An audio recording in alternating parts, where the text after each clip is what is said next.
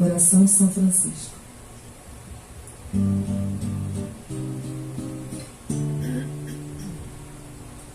Senhor, fazei-me instrumento de vossa paz, que onde houver ódio eu leve o amor, onde houver ofensas que eu leve o perdão, onde houver discórdias que eu leve a união, onde houver dúvidas que eu leve a fé, onde houver erros que eu leve a verdade, onde houver desespero que eu leve a esperança, onde houver tristezas que eu leve a alegria, onde houver trevas que eu leve a luz.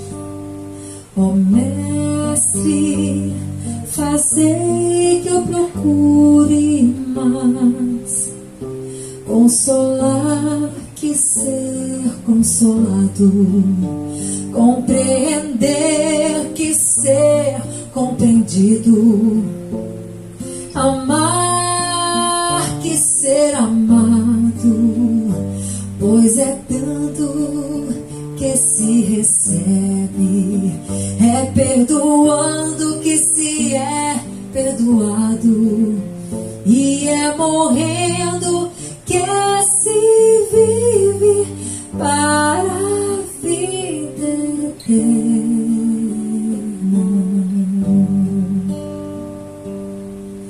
Ó Mestre, fazei que eu procure mais consolar que ser consolado, compreender que ser compreendido, amar que ser amado, pois é dando que se recebe, é perdoando que se é perdoado, e é morrendo que se vive para a vida eterna.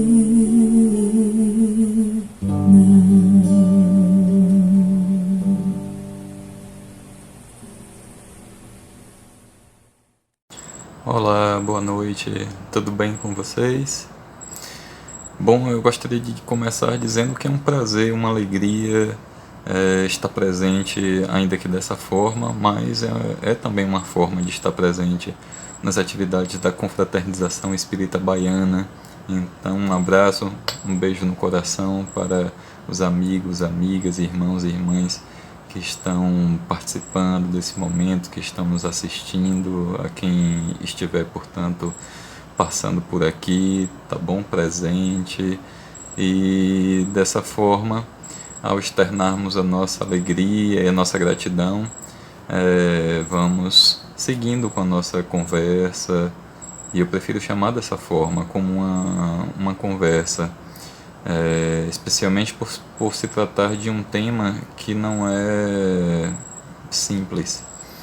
E embora tenha sido uma escolha minha, o que demanda coragem, é claro, mas falar sobre o sentido da vida não é fácil. De modo que a proposta é de seguir num tom de conversa e trazendo reflexões para pensarmos sobre o sentido da vida. E é claro, como estamos em um encontro, participando de uma atividade de natureza espírita, de uma instituição espírita, e como espíritas nós temos também um olhar que inclui ou que se constitui a partir da compreensão acerca da existência do que nós chamamos, de um modo geral, de mundo espiritual. E isso implica em uma consciência acerca da nossa condição como espíritos, de modo que isso nos traz uma perspectiva acerca da vida que acaba se dilatando mais, uma vez que consideramos que a nossa existência, a gente pode dizer que nossas vidas, não é, que o nosso ser, que, portanto, aquilo que corresponde ao que nós podemos chamar de condição essencial, como sede de nossas faculdades mentais, afetivas, não se constitui ou não se inicia com o nascimento e muito menos se finda com a morte. Logo, nós temos, assim, com essa perspectiva, e se por acaso alguém que estiver assistindo não pensa dessa forma, tudo bem, não tem problema, mas ainda que não seja esse o pensamento, é interessante considerar qual é a perspectiva que nós temos acerca da vida. E no caso dos espíritas, nós, pelo menos é o que se pressupõe, temos uma consciência da nossa condição como espíritos. Mas o que isso significa exatamente? Além de podermos dilatar ou ir além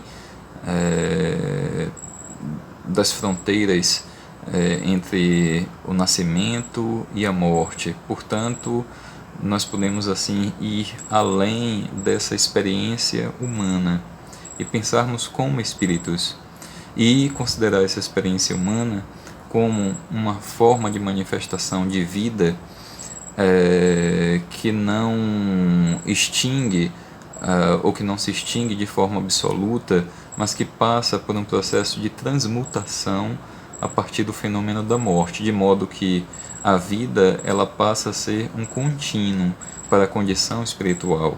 Assim nós temos essa experiência humana como mais um episódio, vamos dizer assim, acerca da vida, considerando aquilo que nós podemos chamar como a vida maior, numa perspectiva mais ampla, tendo um horizonte assim muito mais alargado. Então, se a gente pergunta o que é ter consciência disso, significa exatamente o que mesmo em relação a essa nossa vida, em relação à nossa condição humana e em relação ao nosso pensar sobre a condição espiritual que nos é própria, que nos é singular. Bom, claro que essa é uma reflexão que aqui está sendo colocada, que tem as suas variações ou possibilidades de variações conforme o entendimento de cada um, conforme cada pessoa vai considerando essa questão do ser espírito, em face especialmente das suas próprias experiências de vida.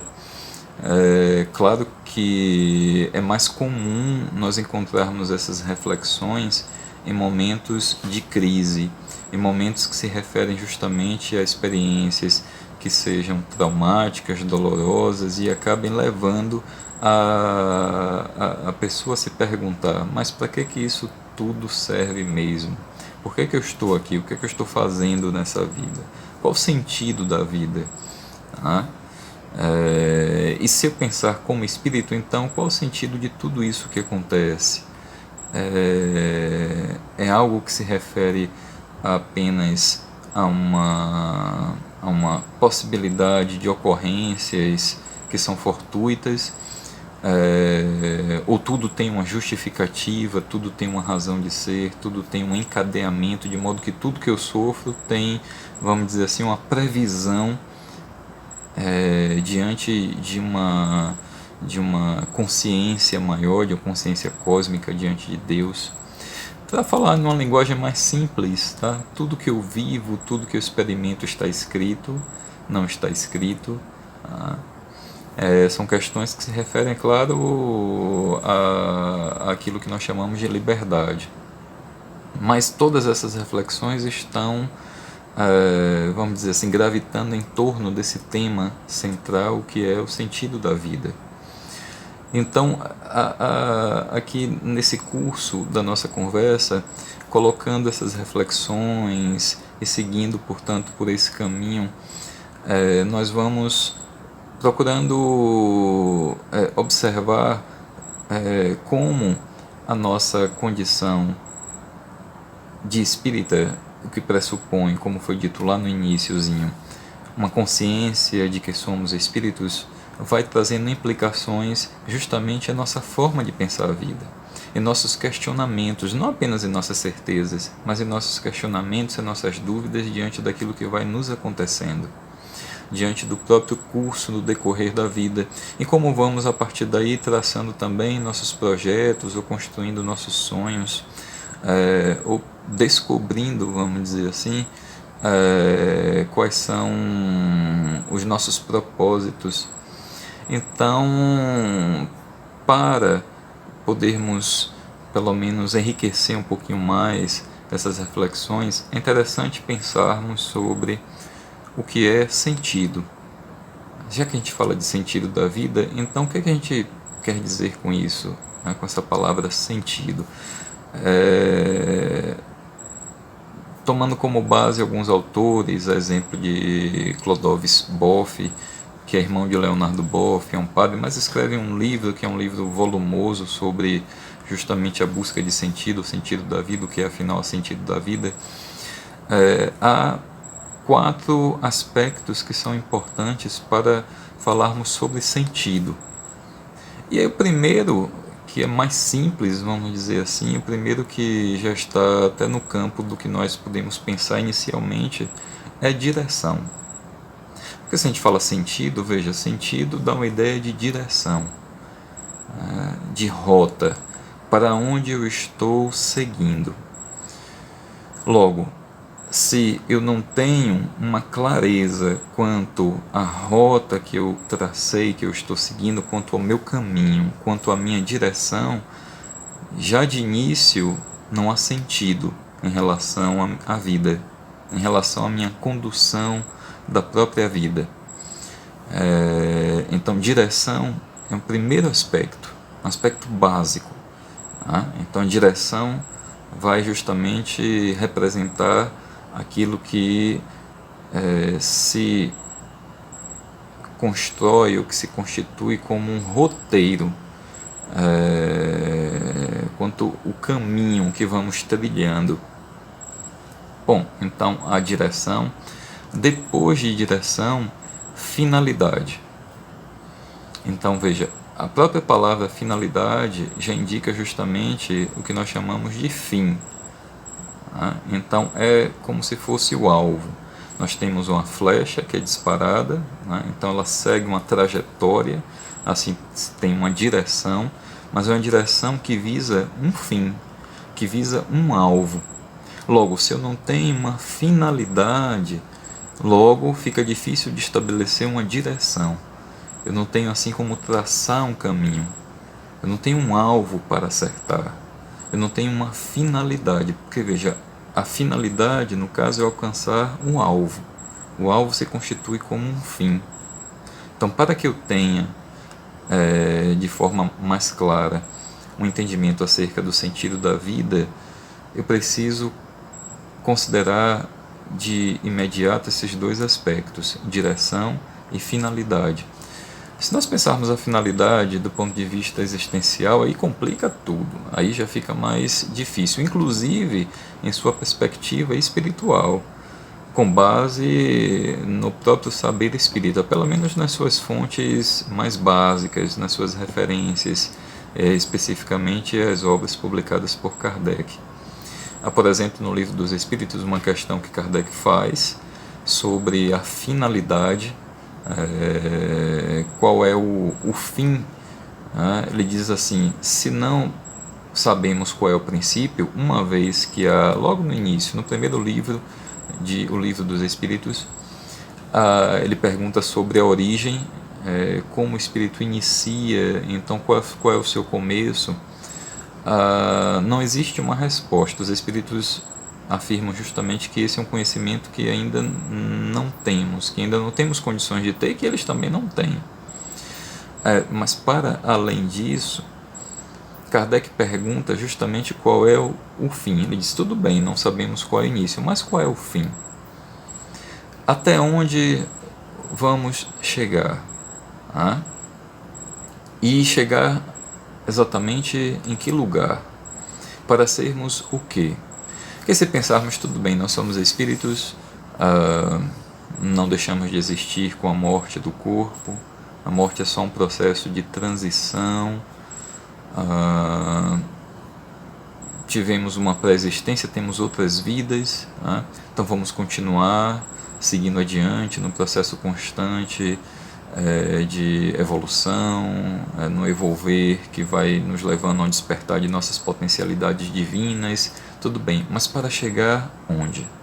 Existe um termo para isso? É algo infinito? Os espíritos vão dizer a Kardec que não, que infinito só Deus.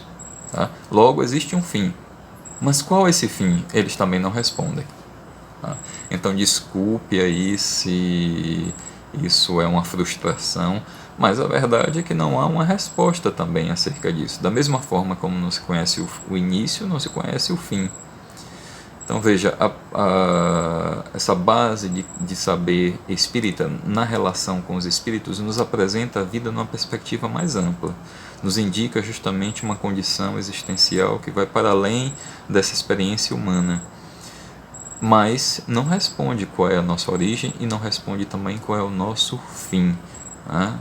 O fim último, se pudermos dizer assim, dessa forma. E aí então alguém pode perguntar, caso eu não tenha perguntado, e agora? Então, se não há uma resposta, uma afirmação por parte da espiritualidade, dos espíritos, que ao longo do tempo vem entrando em comunicação através da mediunidade, de diferentes médiuns, então através da faculdade mediúnica, trazendo suas mensagens, trazendo seus saberes, suas experiências, suas vivências. Então, se não se tem uma resposta sobre isso, e agora? Então, como é que nós vamos pensar sobre essa questão da finalidade, do fim? Muito bem, não precisamos ter uma compreensão já completamente clara, absoluta e certeira de qual é o fim supremo de todas as coisas, inclusive o nosso. Tá? Isso não inviabiliza que tenhamos a possibilidade de vislumbrar finalidades, de encontrar alvos que nós precisamos alcançar, tá? E essas finalidades elas vão se renovando, é como se fossem sonhos, tá? Ou como se fossem esperanças que se renovam, tá? Então nós vamos assim, a partir das nossas esperanças, dos sonhos, abrindo horizontes até alcançarmos e a partir daí novos horizontes vão se abrindo. Então nós vamos encontrando finalidades. Logo não podemos ainda falar de uma finalidade única.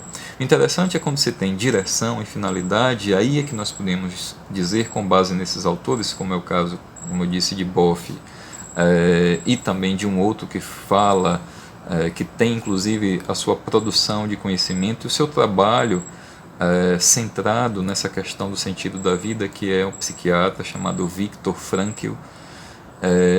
Então eles vão dizer justamente o seguinte: direção e finalidade é o que vão dar propósito. Se não houver direção, se não houver finalidade, então não existe propósito de vida, se perde o propósito. E se não há propósito, não há também esperança.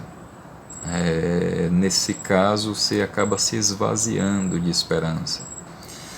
Tudo bem, então nós temos esses dois aspectos relacionados ao sentido, ao que é o sentido. Isso basta? Isso é suficiente?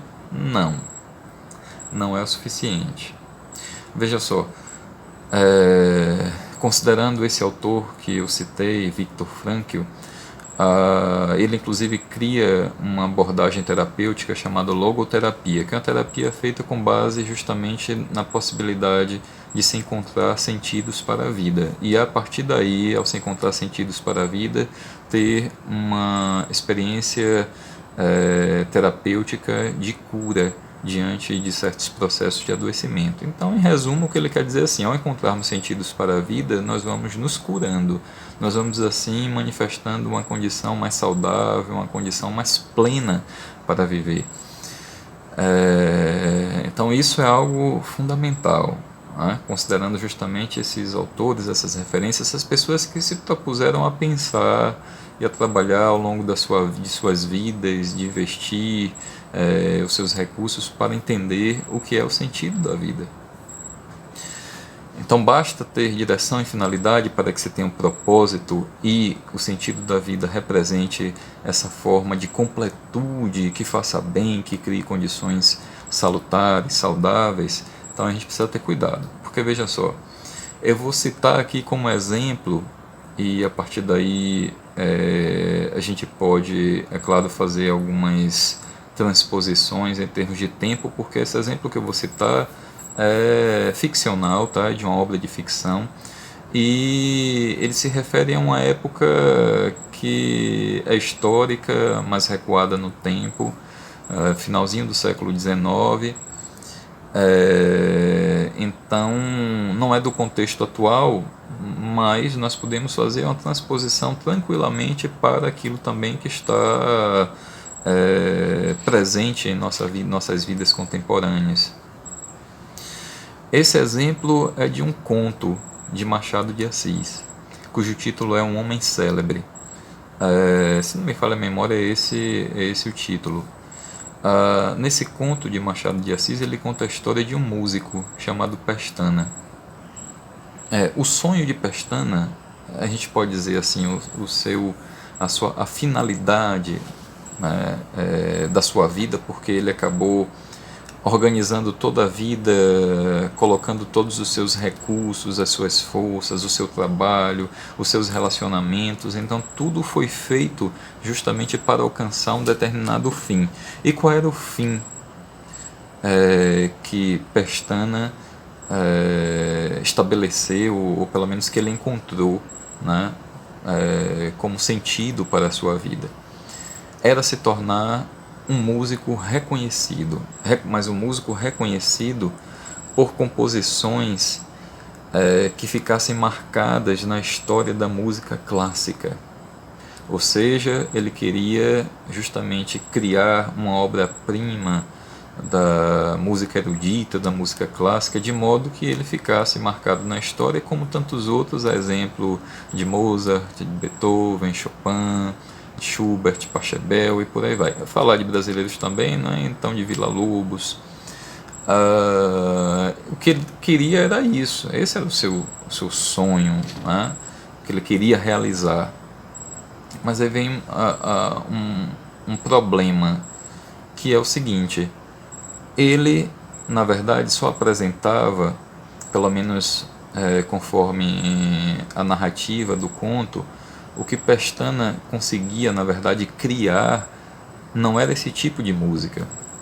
Quando ele tentava criar uma música clássica, exemplo, vamos dizer, de um canon de Pachelbel, então essas músicas que são grandes referências, ele apenas reproduzia. Então ele reproduzia de uma forma fantástica, né? Então tinha conhecimento teórico, conhecimento musical, sabia como executar no piano as obras clássicas, mas ele não conseguia criar. E isso era um motivo de uma angústia profunda e de um vazio que se estabelecia nele. Mas ele apresentava uma capacidade criativa ainda no campo da música, que não era para a música clássica, mas para música, aquilo que na época era chamado de polcas, que vai dar origem, que está, vamos dizer assim, como uma das raízes da música popular brasileira. Logo, a sua composição era de músicas populares, né? E não dessas músicas que ficaram imortalizadas no cânone da música clássica, da música erudita. E aí o que acontece é que ele acaba se frustrando com isso. Embora as suas criações, né, das polcas, fossem motivo de alegria inicialmente, mas não contentava. Ele criava e pegava, era sendo a moda, né? Então ele era um autor reconhecido, justamente um autor de polcas. Mas ele não queria ser um autor reconhecido de polcas, ele queria ser um autor reconhecido de músicas clássicas, de músicas eruditas. Então o que acontecia era que ele criava, se sentia feliz com essas criações e às vezes até pensava em títulos poéticos para as suas músicas, né? Exemplo de Pingos do Sol, eu não me lembro exatamente os títulos que ele pensava, mas eram títulos que eram pelo menos construídos com muito carinho, com muito cuidado. Mas quando ele apresentava, porque aí vinha a parte comercial, quando ele apresentava para o empresário que era responsável justamente por fazer a difusão dessas músicas, né, comprar, e era uma das fontes de renda de Pestana, ele dizia então o seguinte para Pestana: olha, esses temas não são bons para esse tipo de música, é algo que não vai pegar, né? Não vai ficar bom. Né? Então, em lugar de Pingos de Sol, por exemplo, aí o empresário dizia assim: ó, vamos colocar Não Bula Comigo em Ioiô. Então imagine para um homem que gostaria de fazer, né, de compor uma sinfonia, uma música que fosse reconhecida ao longo do tempo nesse cânone da música clássica, né, que tivesse, portanto, essa pompa. E aí ele acaba sendo o autor de uma música que tem como título Não Bula Comigo em Ioiô. Isso é uma grande decepção. E aí ele fica durante um tempo até ouvindo as suas próprias músicas, as pessoas tocando dentro das casas, nas festas, ele fica até de certo modo feliz, mas isso não era o suficiente, né? Diante da finalidade, diante do seu sonho estabelecido. Ele inclusive se casa, porque ele pergunta: o que é que me falta? Eu acho que falta, ele diz, eu acho que falta um casamento. Eu sou muito sozinho, mas o casamento não pode ser com qualquer pessoa, tem que ser com uma mulher que possa me inspirar. Aí ele se casa com uma mulher que é cantora, mas ele não nessa sua busca, ele não se contenta com isso, de buscar alguém que fosse uma inspiração e que fosse também uma cantora. Mas ele queria ainda um componente que fosse trágico, que tivesse assim um potencial trágico. Então, além de buscar uma cantora, ele queria uma cantora que fosse doente, que tivesse assim uma doença que a colocasse de uma forma mais constante ou mais previsível diante da morte. Aí ele se casa com uma mulher que era cantora e tuberculosa. E achando que isso ia proporcionar uma fonte de inspiração, que ele iria criar, mas resultado, isso não acontece. E ao contrário, o casamento se torna uma fonte de infelicidade, aprofundando ainda mais a tristeza de Pestana. E é de tal modo que ele, e sem querer dar spoiler, tá? Mas é preciso citar esse trechinho do final do conto de Machado de Assis, e de uma forma irônica, Machado diz assim: Pestana morreu de bem com os homens e de mal consigo mesmo.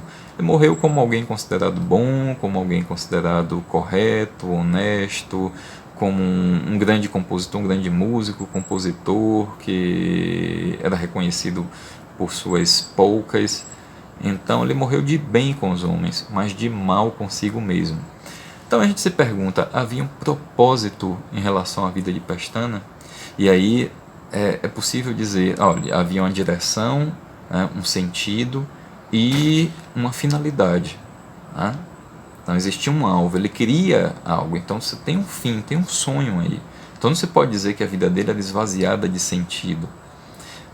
Então aí nós precisamos ver os outros dois aspectos, tá? Porque não basta apenas considerar direção e finalidade para verificarmos se há um propósito que possa trazer justamente uma condição mais saudável, uma condição de vida plena. Quais são esses outros dois aspectos? Aí nós incluímos valores, tá? Então, valor. O que é exatamente que tem valor?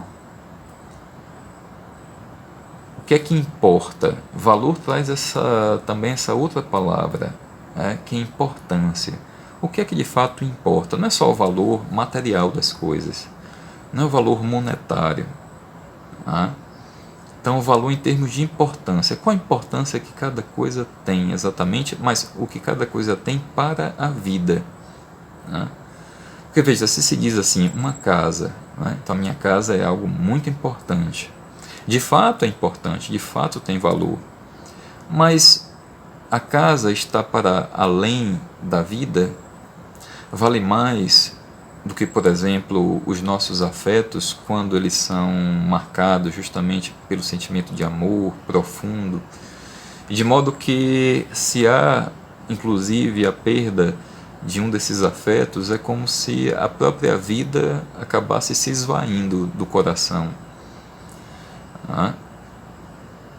Logo, nós vamos, com essa breve reflexão, pensando justamente sobre, sobre a importância das coisas, sobre o valor que nós vamos atribuindo às coisas e às pessoas.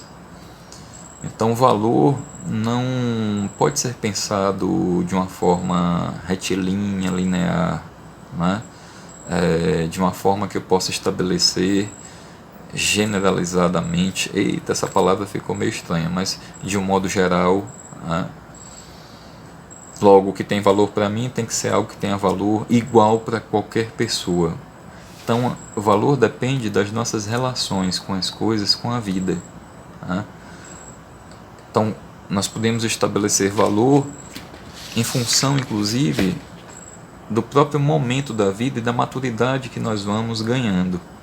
Eu me lembro, por exemplo, já que eu falei de literatura, de Machado de Assis, há um outro grande escritor brasileiro, que é um poeta, Manuel Bandeira. Bandeira teve uma vida assim interessante. Ele, aos 18 anos, 17, 18 anos, foi diagnosticado com uma doença, foi uma tuberculose, se não me falha a memória. E no caso dele, eu não sei explicar em detalhes, tá? Isso ele mesmo conta, inclusive em seu texto biográfico, que é muito bonito, é um texto que vale a pena de se ler, que é, se não me falha a memória, o título é Itinerário de Passárgada. E Bandeira, ele vai dizer que a sua doença apresentava uma condição muito específica, muito peculiar, que era a seguinte: ele poderia morrer em 1 mês, 2 meses, ou em 50 anos. Então, havia uma possibilidade da morte chegar logo, ou de levar a vida toda, né? De passar aí anos e anos, décadas. Agora imaginem assim uma pessoa viver com essa perspectiva. De repente você é diagnosticado com a doença e alguém diz assim, os médicos dizem: olha, você pode morrer amanhã, pode morrer daqui a 1 mês, ou pode morrer daqui a 50 anos. Vai ter que conviver com essa doença. Isso não foi fácil para Manuel Bandeira, porque além das implicações da própria doença em termos de sua condição física, né, da possibilidade de fazer atividades físicas, de fazer exercícios, das dores que ele sentia, dos incômodos. Então essa perspectiva da morte sempre foi algo assim muito pesado, no início da sua vida especialmente. Tanto é assim que, quando ele escreve seu primeiro livro de poesias, o título do livro é As Cinzas das Horas. E nesse livro ele começa ou tem um poema em que ele vai dizer, no finalzinho, só um trechinho que eu vou citar, em que ele vai dizer: eu faço versos como quem morre. Havia nesse início, na sua juventude, essa perspectiva da morte mais presente, então uma relação pesada com a vida. Como é que a pessoa que está nessa condição pode encontrar propósito, né? Assim, estabelecer direção e uma finalidade? É claro que pode, tá bom? Mas vamos considerar que aí há dificuldades que são muito maiores do que aquelas que não estão numa situação como essa, aquelas pessoas que não vivenciam algo como foi vivenciado por Bandeira. E ele então apresenta nesse seu início, na sua juventude, uma relação mais pesada com a vida e uma falta de perspectiva mesmo. Não havia propósito, vamos dizer dessa maneira. Ele precisava viver cada dia, né? E aí seria interessante se houvesse como inspiração alguns filósofos, como é o caso de Nietzsche, que vai dizer assim: olha, a vida não tem propósito, não existe um sentido. Buscar isso é uma ficção, na verdade, é um motivo de sofrimento. E aí Nietzsche vai dizer: preciso viver cada dia, preciso aproveitar as coisas do momento, né? É preciso justamente ter uma relação de efemeridade, de que as coisas são passageiras, de que acabam, de que a vida não tem, portanto, um sentido. Talvez isso trouxesse uma consolação, mas não é consolo, não traz nenhum consolo. E desse modo não preenche, vamos dizer assim, os dias, dando o propósito necessário para que a vida siga um curso mais pleno e mais preenchido, não é? De esperança, de bem-estar. Então, o caso de Bandeira, para a gente concluir, é que ele começa desse jeito, mas ele vive durante muitos anos. E aí mais adiante, inclusive ele escreve um outro livro, veja, A Lira dos 50 anos, já com mais de 50 anos. E ele fala sobre uma velha chácara, a velha chácara que foi uma casa onde ele passou uma parte da infância. E nesse poema ele vai dizer o seguinte, é um trechinho também bem pequeno, ele vai dizer, porque a velha chácara não existia mais, foi destruída, né? Construíram outra coisa no lugar, então só ficou na sua memória. Ele vai dizer: a velha chácara não existe mais, mas o menino ainda existe. Então, olha como é interessante, porque nessa fase da vida, com mais de 50 anos, ele resgata a sua condição de infância, vamos dizer assim. Como Rubem Alves também fala, do velho que acordou menino. Então há nessa imagem, nessa metáfora, uma experiência que significa uma certa completude. A imagem da infância traz consigo uma renovação de esperança, uma alegria, uma leveza, uma ludicidade na relação com a vida. Então, no início se havia uma perspectiva mais pesada, mais sofrida, mas no finalzinho veja como isso muda, e aí a velha chácara passa a ter um outro valor. Aquilo que está no campo da memória de Bandeira, as suas memórias afetivas, então isso passa, portanto, a se constituir como valores que são fundamentais. Então não é só uma casa, é uma casa da infância que está viva dentro dele. Então veja como essa questão dos valores, ou essa questão do valor é dinâmica. Como vai justamente sofrendo modificações em função do tempo, da maturidade que ganhamos, das nossas experiências de vida. Pois bem, então o que é que importa, o que é que tem valor? Então isso é preciso pensar. Quais são os valores que eu tenho na minha vida? E aí, se a gente pegar um falando daquilo que foi dito no início, nessa nossa ambiência, nesse nosso contexto de atividade de uma instituição espírita, então, como espírita e pensando como espírito, o que é que tem valor? O que é que de fato tem importância? O que é que fica, o que é que constitui, o que é que de fato me preenche? Então, são reflexões que são importantes. Pois bem, além do valor, aí nós temos um outro aspecto, que é o quarto. Então já falamos de direção ou sentido, que no caso o sentido, melhor dizendo, como direção, um dos aspectos de direção, finalidade, valor, aí vem o quarto. Então quarto, que é significado.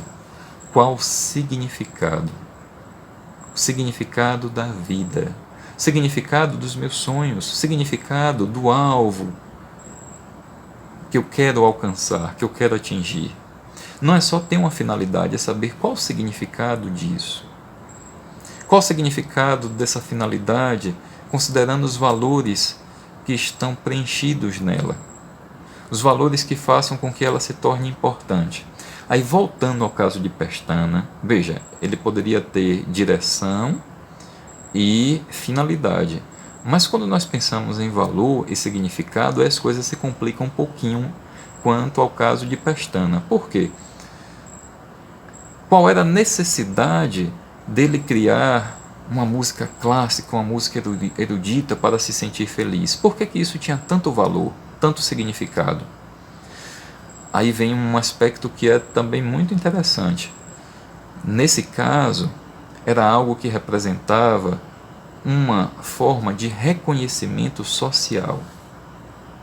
Ser conhecido como um autor de polcas não era algo considerado importante, de valor. Mas aí veja que nós vamos falando, portanto, nesse caso de valores, com base em normas, com base, eu vou até dizer assim, em preconceitos sociais. Em dizer qual é a profissão que é mais importante, qual é menos importante, o que é que se produz como algo mais ou menos importante. São os valores que nós vamos estabelecendo em nossas vivências sociais que não preenchem, que não têm essa importância de algo que fique em nossas memórias, que constitui as nossas histórias, que possa justamente nos proporcionar uma condição mais plena de vida e podemos até dizer mais feliz. Ele estava sendo movido por preconceitos. Ele queria ter reconhecimento, queria ter notoriedade, queria ser famoso, vamos dizer assim, mas não famoso em termos de público, famoso dentro daquele sonho que poderia até ser restrito, mas de estar na galeria dos homens célebres, dos homens e mulheres célebres, dos grandes autores de músicas clássicas.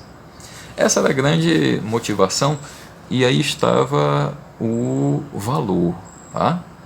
Em relação ao sonho de Pestana. E aí, se nós pensarmos em significado, o que é que isso significava realmente? Tá? Qual o significado de se tornar, portanto, um compositor de músicas clássicas? Era o significado que estava, por sua vez, relacionado ao valor presente nesse seu sonho, nessa sua finalidade.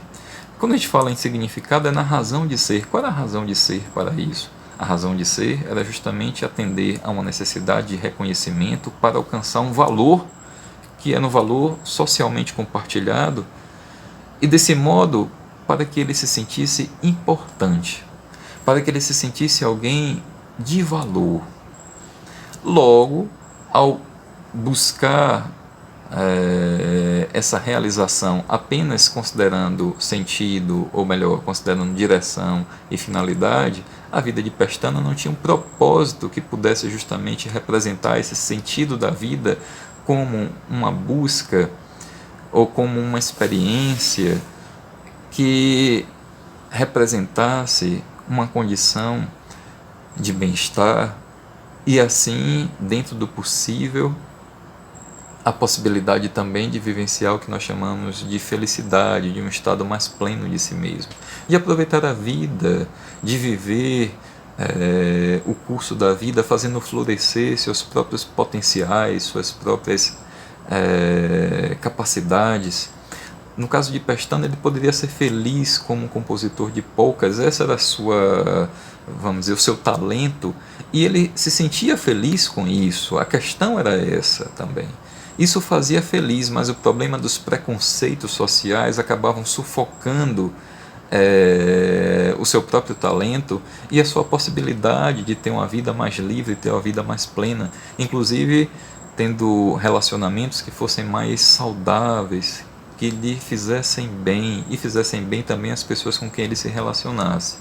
Então veja que nós não podemos falar em sentido se não pensarmos em direção, em finalidade, em valor e em significado.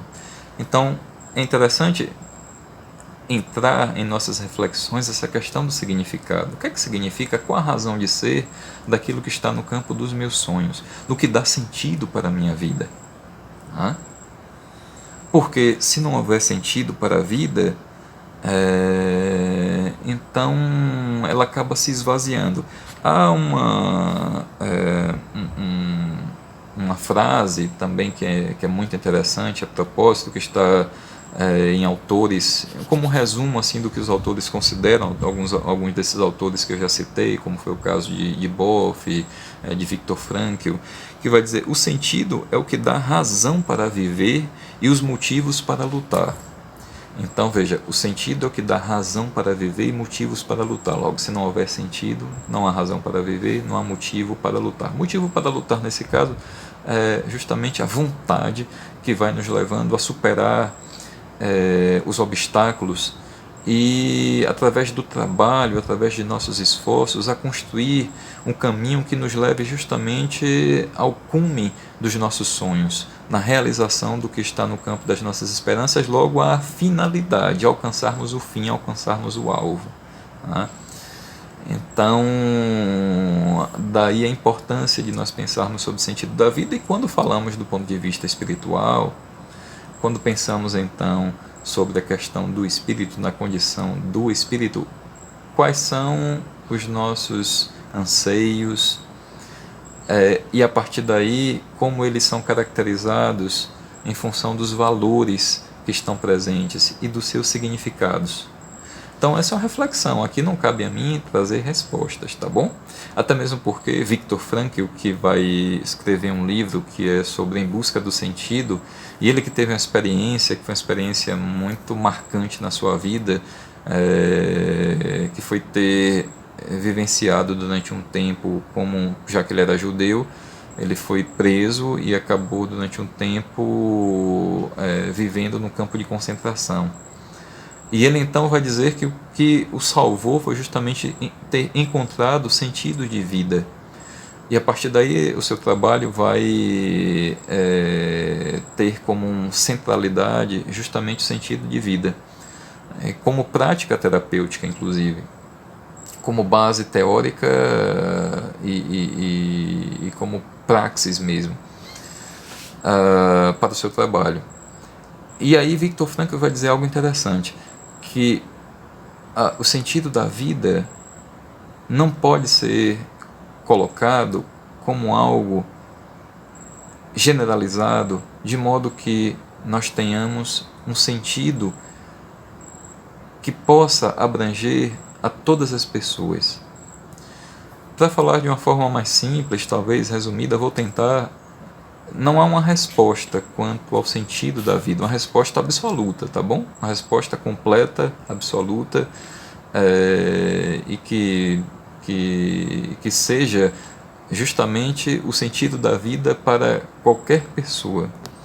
Bom, isso é o que ele coloca, e nós seguimos justamente essa referência, considerando que podemos encontrar sentidos da vida que são diferentes, a depender das nossas experiências, a depender de nossas vivências, a depender da nossa condição existencial. E o interessante ao pensar assim é que esses sentidos eles vão se renovando, tá? Eles vão se modificando. Ora, se somos espíritos, hoje aquilo que dá sentido às nossas vidas vai se transformar, inclusive alcançar condições, possibilidades ainda mais amplas que nós nem sonhamos hoje.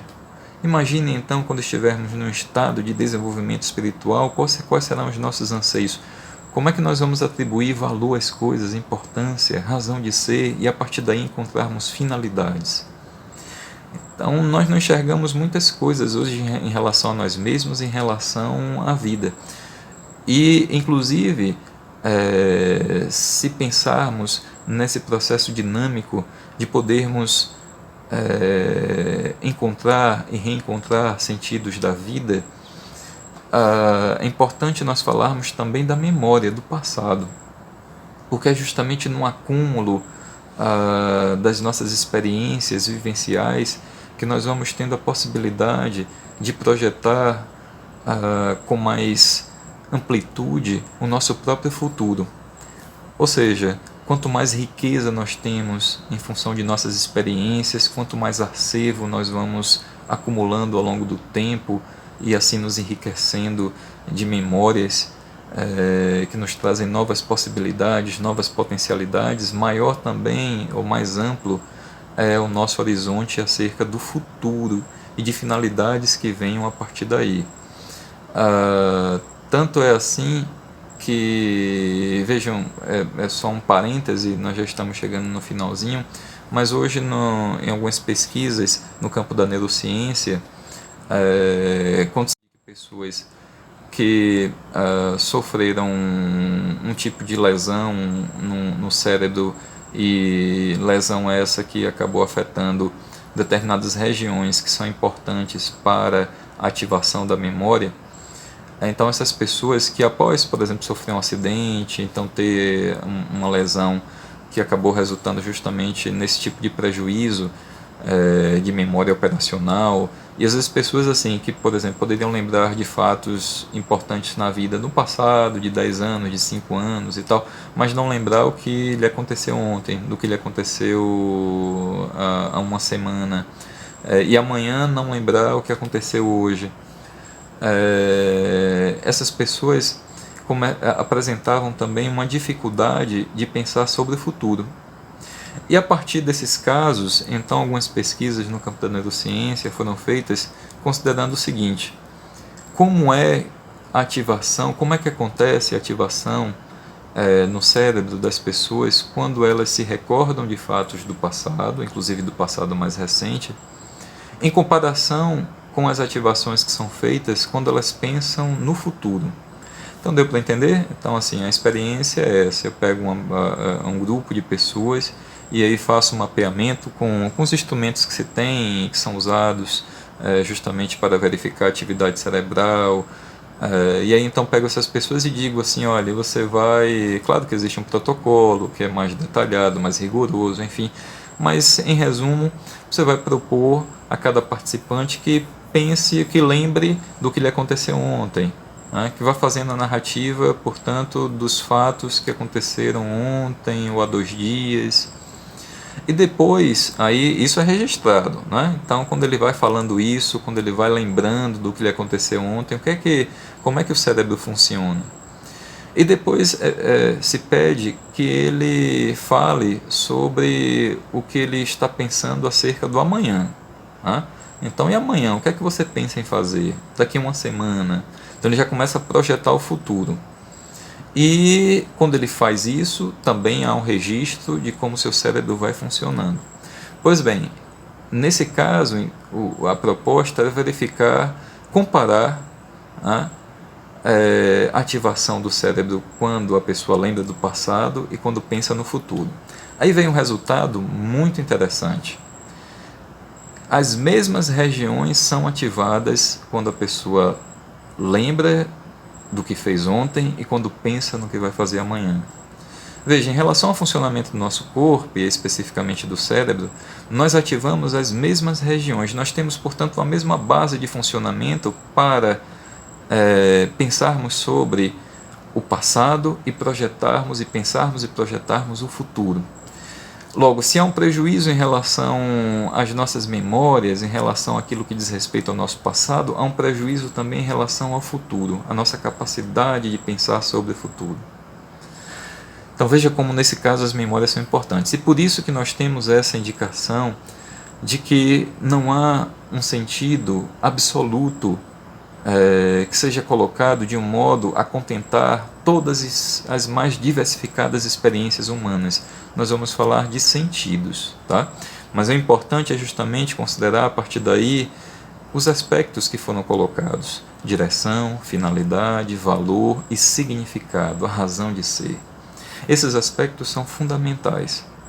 Mas para pensarmos também inclusive como uma base de conhecimento que nos ajude nessa busca de sentido, de descobrir os sentidos para as nossas vidas, é interessante nós pensarmos sobre o que os espíritos também vão nos dizendo ao longo do tempo. E para citar um espírito ou uma comunicação mais contemporânea, Joana de Ângeles, ela vai dizer, através, é claro, de Divaldo Franco, no livro Momentos de Meditação, ela vai dizer o seguinte: o significado essencial da vida repousa, pois, no esforço que cada criatura deve encetar para anular as paixões dissolventes, colocando nos seus espaços emocionais o divino hálito, o amor que se origina de Deus.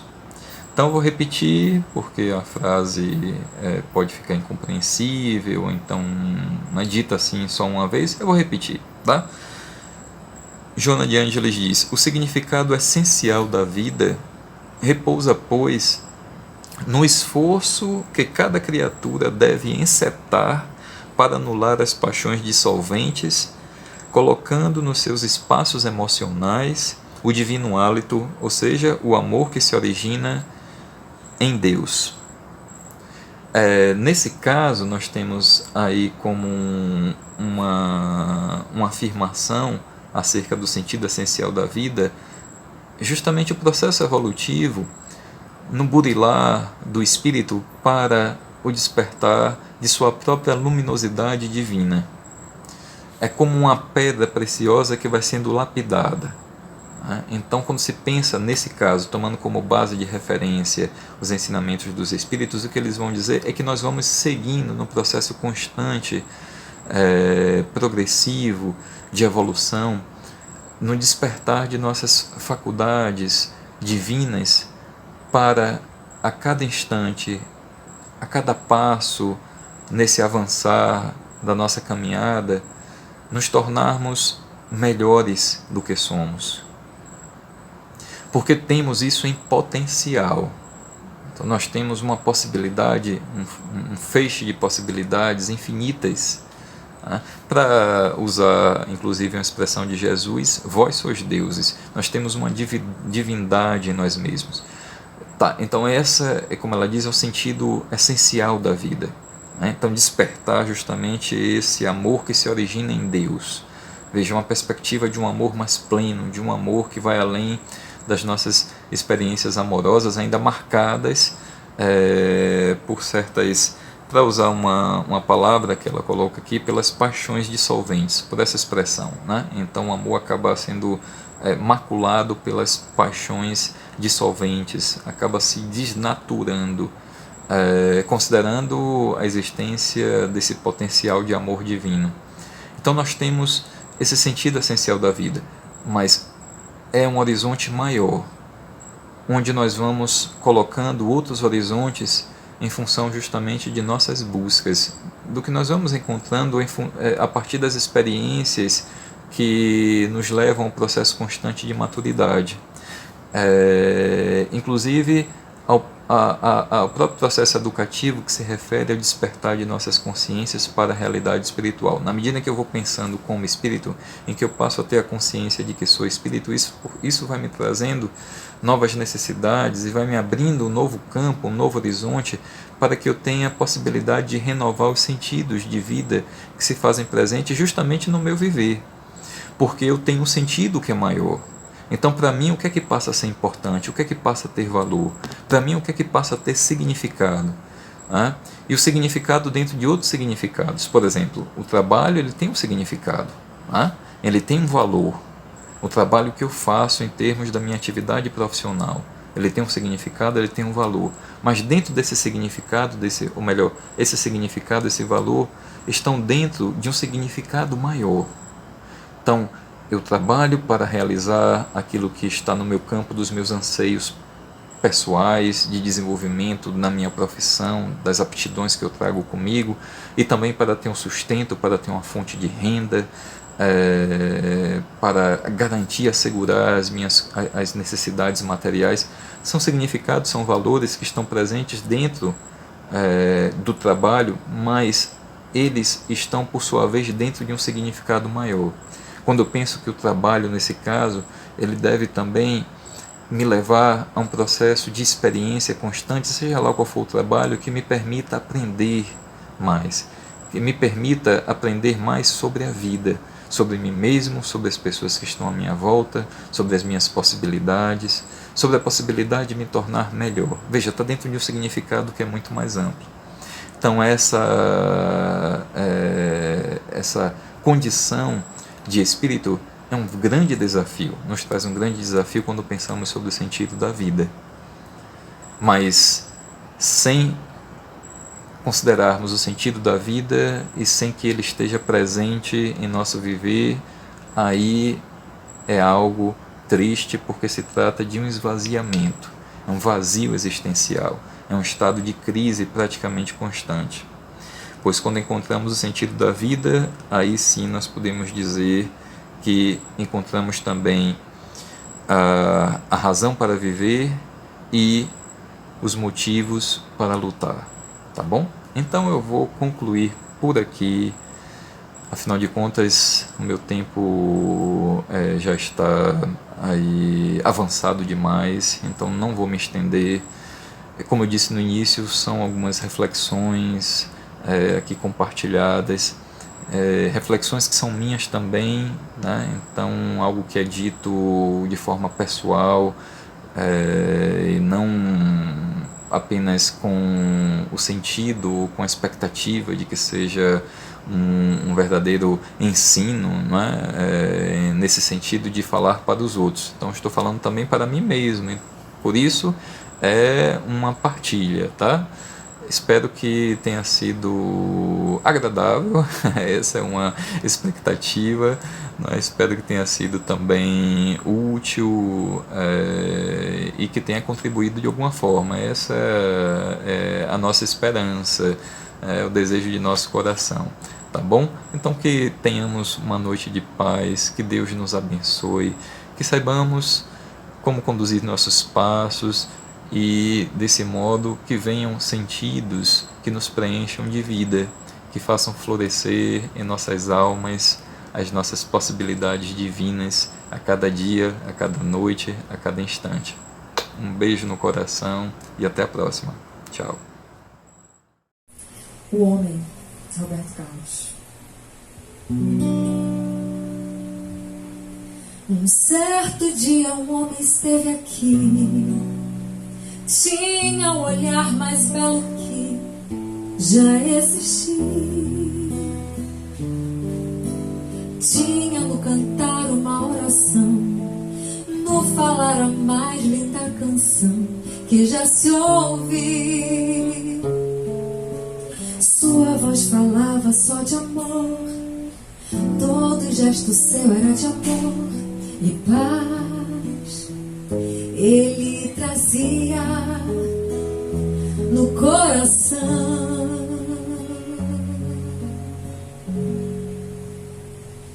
Ele pelos campos caminhou, subiu as montanhas e falou do amor maior.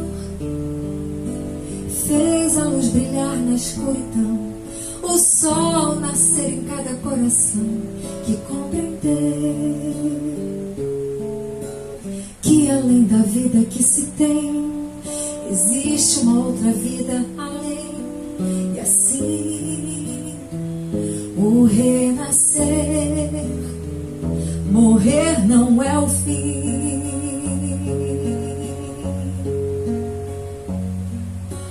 Tudo que aqui ele deixou não passou e vai sempre existir. Flores nos lugares que pisou e o caminho certo pra seguir.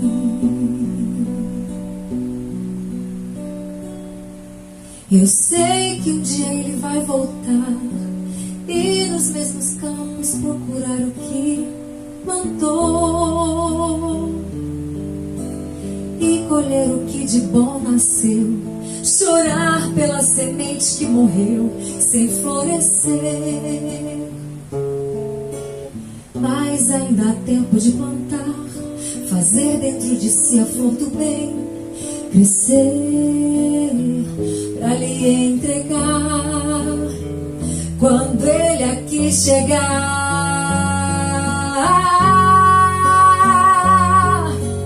Tudo que aqui ele deixou não passou e vai sempre existir. Flores nos lugares que pisou e o caminho certo pra seguir. Tudo que aqui ele deixou